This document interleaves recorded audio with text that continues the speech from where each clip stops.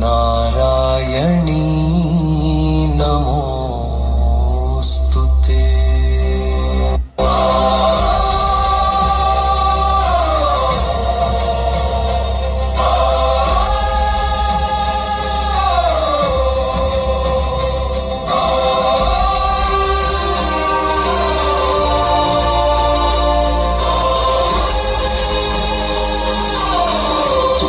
ഭക്തയുടെ ആരാധനയിൽ പ്രസന്നയായ ശ്രീ പാർവതി ദേവി 3 വയസ്സുള്ള ഒരു ബാലികയുടെ രൂപത്തിൽ വിദ്യാവതിക്ക് മുന്നിൽ പ്രത്യക്ഷയായി. തന്റെ ആരാധനാമൂർത്തിയെ തിരിച്ചറിഞ്ഞ വിദ്യാവതി വളരെ സന്തുഷ്ടയായി. അതിലേറെ സന്തുഷ്ടയായ പാർവതി ദേവി ഇഷ്ടവരം ചോദിക്കുവാൻ വിദ്യാവതിയോട് ആവശ്യപ്പെട്ടു. തന്റെ മുന്നിൽ ബാലികയായി പ്രത്യക്ഷപ്പെട്ട ശ്രീ പാർവതി തന്നെ തന്റെ പുത്രിയായി ജനിക്കണമെന്ന വരം അവൾ ആവശ്യപ്പെട്ടു.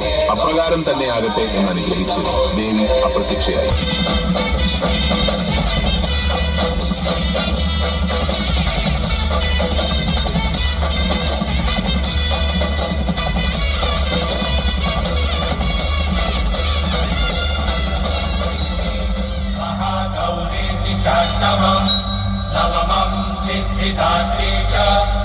യാഗാവസാനം ഹോമകുണ്ഡത്തിൽ നിന്നും 3 വയസ്സുള്ള ഒരു പെൺകുട്ടി നടന്നു വന്ന് കാഞ്ചനമാലയുടെ മടിയിലിരുന്നു.